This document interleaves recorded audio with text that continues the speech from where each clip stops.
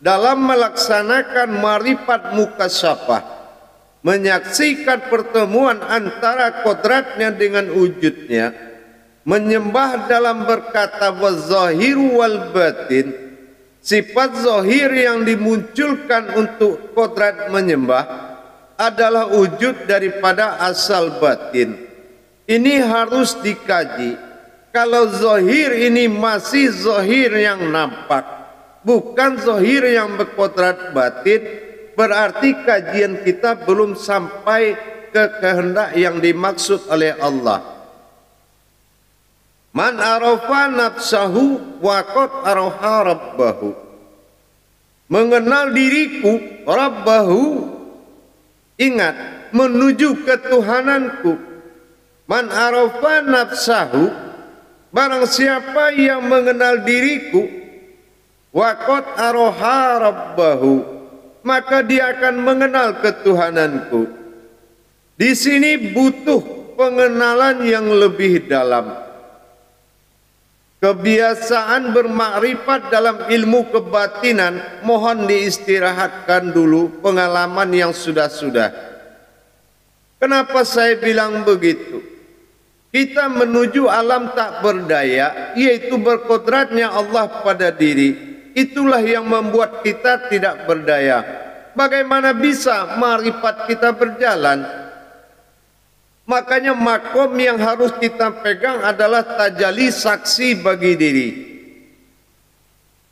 Jamaah yang dirahmati Allah, untuk mendapatkan makom-makom tersebut, kita harus memenuhi akad-akad ketuhanan dalam diri.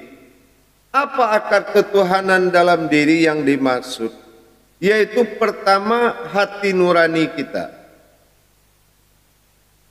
bertuhan kepada Allah, mengkaji ketuhanan Allah pada diri, kodrat-kodrat Allah pada diri yang akan menjadi alam penyembahan, yang akan menjadi kodrat penyembahan, dibutuhkan hati nurani yang sangat dalam. Hati nurani yang sangat dalam, yang tidak disebabkan oleh sesuatu dalam berkeinginan kepada Allah. Yang kedua, jiwa bertuhan. Jangan nanti kita senang mengamalkan apa yang dipelajari, tapi hati kita tidak terpaut kepada Allah. Hati kita tidak mencintai Allah. Hati kita tidak merindukan Allah. Hati kita tidak butuh Allah. Bagaimana bisa Allah membuka atau mengijabah amalannya? Maka kembali kita menenangkan diri kembali. Rasakan, apakah bertuhan ini sudah kebutuhan atau keingintahuan? Apakah hati kita sudah butuh Tuhan atau ingin tahu saja? Coba kembali kita telepati diri kita lagi. Apakah memang kita adalah sosok umat yang butuh Tuhan? Tanpa Tuhan hati ini tidak tenang. Tanpa Tuhan arti hidup tidak ada. Tanpa Tuhan nilai diri tidak ada. Tanpa Tuhan semua perbuatan ibadah sia-sia. Tanpa Tuhan semua amal itu sia-sia. Sehingga gejolak hati sangat ingin mendapatkan Tuhan. Yang tidak bertuhan beribadah hanyalah makhluk yang tidak dihalalkan Allah untuk menginjak masjid. Kalau hanya sekadar punya tubuh dan bernyawa, itu semua makhluk juga punya. Tapi dalam nyawa ada batin, dalam batin ada Tuhan. Tidak semua makhluk yang punya itu. Makanya hadirin, kalau kita belajar ilmu tauhid, jauh kita dari segala yang mempersekutukan. Kita terhindar dari segala yang menyekutukan Allah. Kita terhindar dari segala yang dihalalkan menuju Allah. Kadang-kadang ada sebagian orang dengan dia menunaikan kewajiban, dia telah merasa menunaikan yang wajib. Nah, ini bisa membuat suatu kerugian besar. Kewajiban untuk melaksanakan yang wajib, bukan melaksanakan kewajiban tanpa kenal yang wajib. Nah, kembali kita kepada hakikat bertuhan tadi.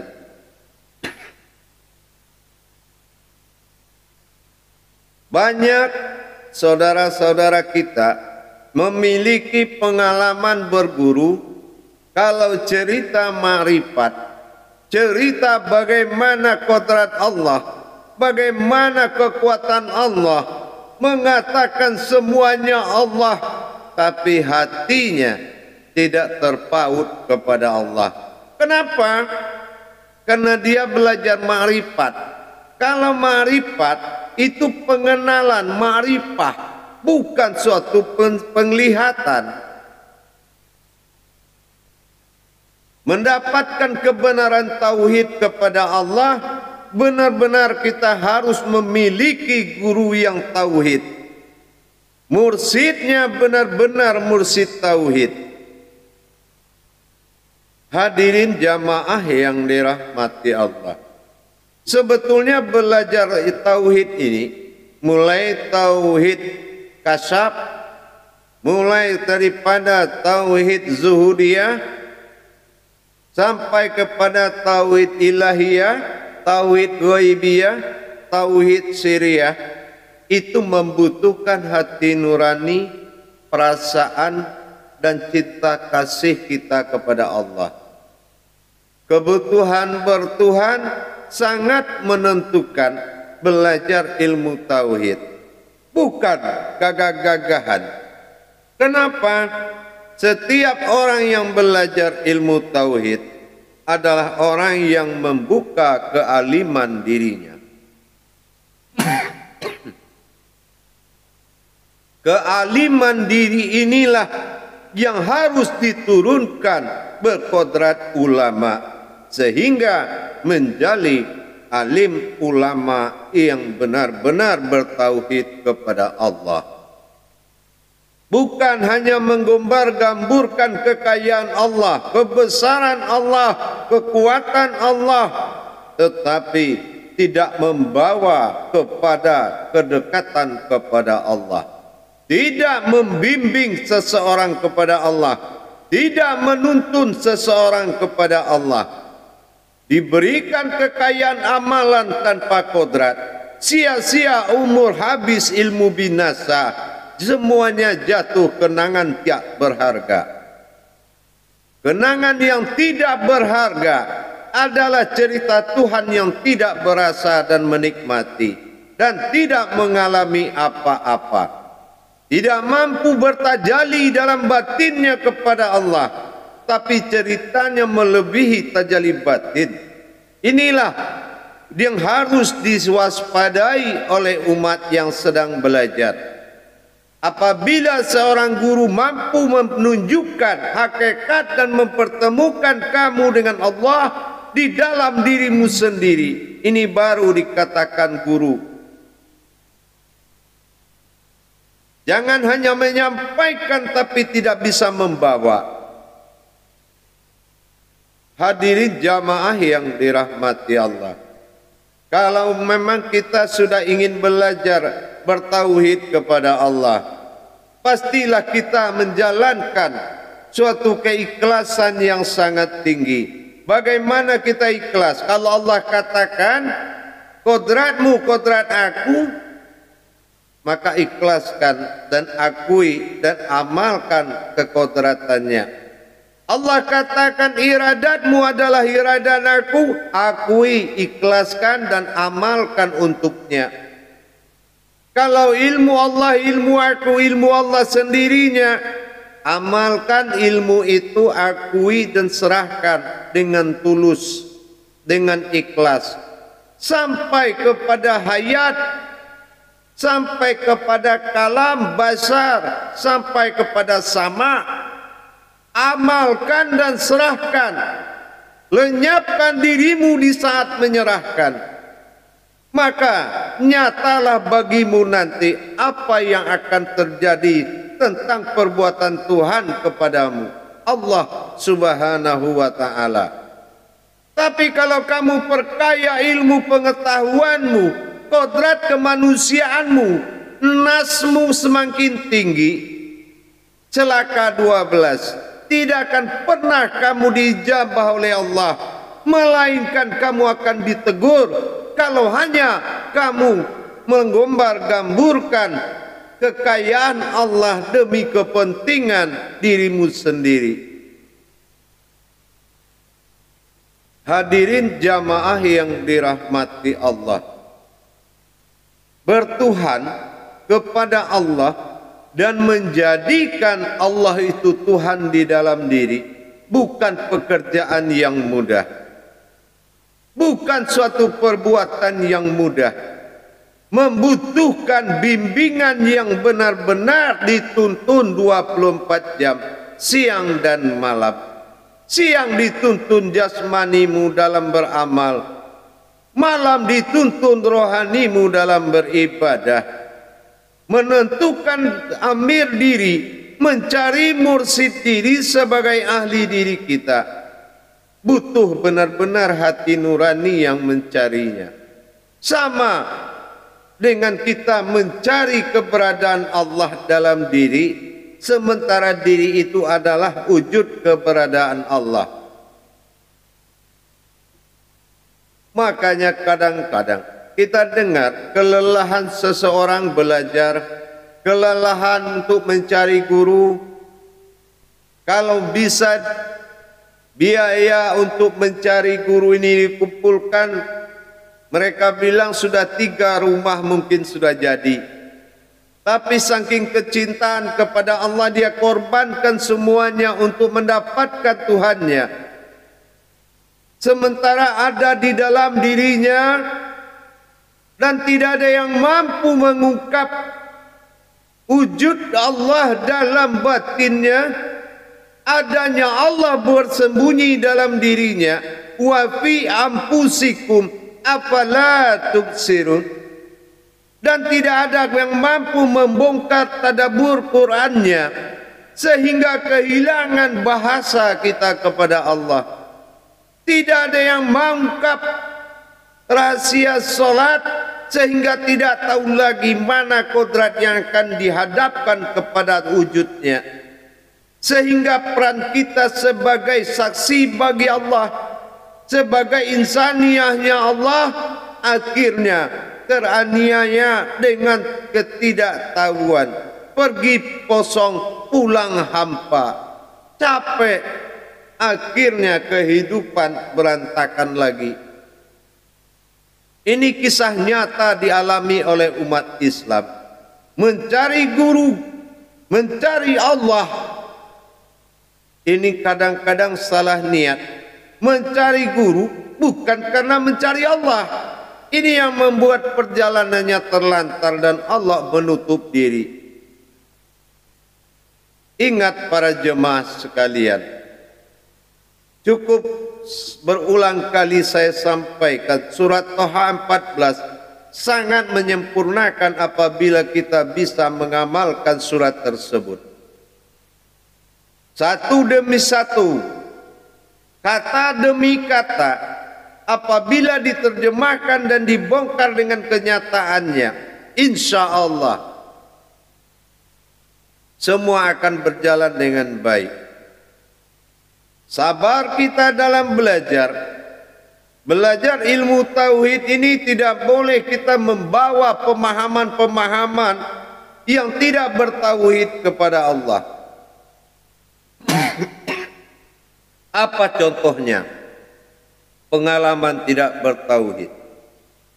Pengalamannya banyak, tapi kodratnya tidak ada. Dia tidak pernah bertajali dan hidup di dalam bismillah. Dia tidak pernah memberangkatkan kodrat itu mewujud pada dirinya. Tapi dia tahu cerita, dia tahu pengalaman. akhirnya pengalaman itu yang menjatuhkan dia sendiri. Ikan paus di dalam laut mencari air itu suatu keanehan. Inilah kebanyakan umat Islam, malah dia bertanya kepada kerang yang tidak berdarah, tidak berurat. Dia bertanya kepada yang tidak butuh air.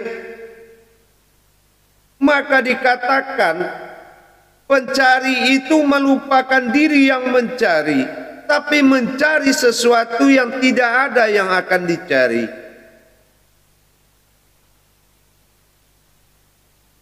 Hadirin jamaah yang dirahmati Allah rahimakumullah.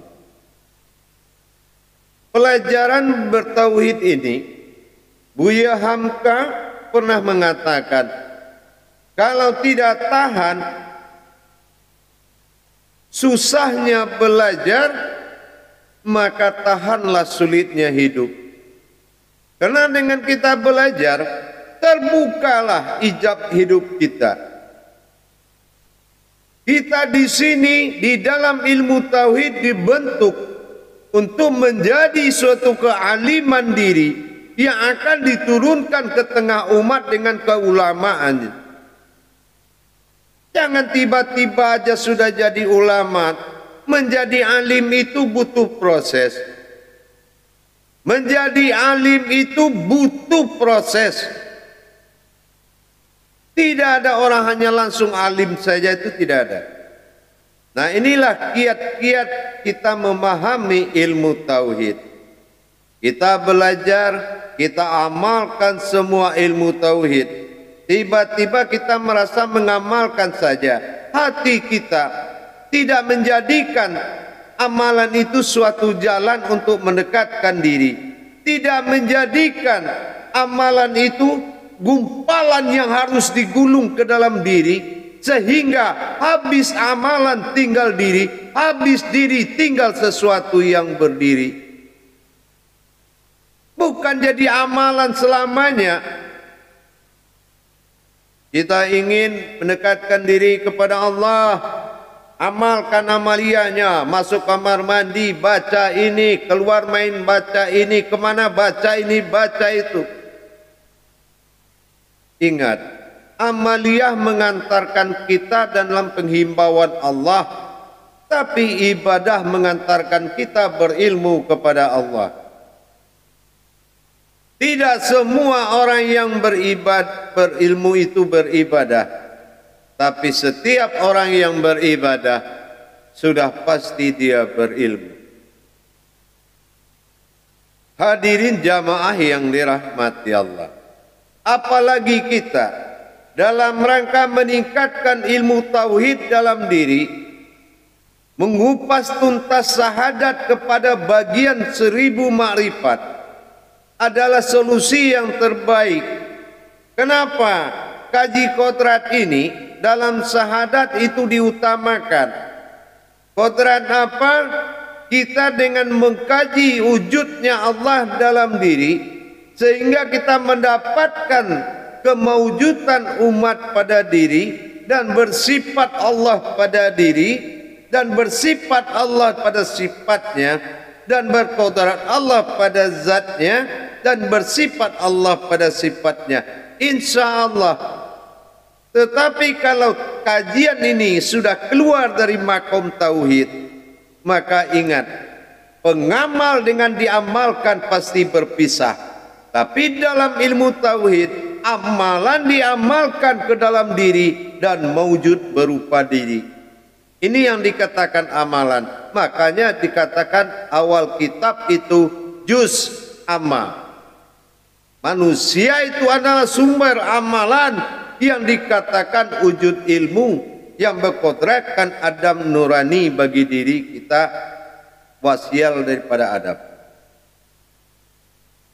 Hadirin jamaah yang dirahmati Allah, bagaimana bisa dengan pengalaman yang banyak kita mendapatkan kodrat kepada Allah? Tidak bisa. Tetapi yang masuk akal itu mengkaji kodrat Allah pada diri tahulah kita akhirnya mana batasan Allah bagi diri dan mana batasan umat pada diri. Kalau batasan Allah dan Tuhan dan umat itu belum mewujud dalam diri, belum pasti wujudnya, kita tidak tahu mana batasan gerakan Allah, mana yang pantas bagi umat, mana yang tidak pantas bagi Allah, maka belum lagi dikatakan sempurna. Kenapa? Hak dan batil masih dalam pandangan. Harusnya kalau sudah la maujudun illallah, maka kita tidak berprasangka lagi akan perbuatan-perbuatan kepada diri kita, tetapi nyata bukan prasangka. Kita ini harusnya ikhlas menerima kalau sudah ada ketetapan Allah dalam diri. Kenapa kita harus mempersulit diri? Bukankah diri itu adalah kodratnya Allah semata? Kodrat orang ilmu sama basar kalam hayat qadirun hadirun sami'un, sampai ke tingkat sami'un ini ada milik kodrat dan haknya Allah. Tidak ada warisan nama kita di situ. Tidak ada warisan nama orang tua, tidak ada warisan nama nenek, tidak ada warisan nama kakek. Tetapi semuanya berwaris akan batin. Allah adalah nyawa. Zat Allah adalah rohani yang disebut Muhammad, dan nuraninya Allah kodrat Adam pada jasad pegangan ruh. Inilah dia. Allah melihat orang hidup di matanya apa nur, apabila nur Muhammad adalah kodrat dirinya. Nurullah adalah ruhaninya dan Rabbani nyawanya. Kalau Allah melihat seperti itu, dia katakan engkau hidup. Tapi kalau dia tidak melihat dari nur Muhammad yang berkuasa dalam dirimu, maka ini yang dikatakan orang hidup di matamu tapi mati di mataku. Islam adalah kodrat, bukan agama sembahan, tetapi agama kodrat dalam menyembah. Kodrat yang menyembah kepada kodrat, inilah Islam. Makanya Islam terbagi 3 golongan. Yauma wulitu, diselamatkan kehidupanmu, itu namanya din. Dinul, diselamatkan. Dikatakan yauma mumitu, diselamatkan kematianmu, itu dinamakan dinul Islam. Yang ketiga, diselamatkan pertemuanmu dengan Allah, itu dinamakan dengan yauma absawaya. Inilah din, perjalanan diri kepada Allah.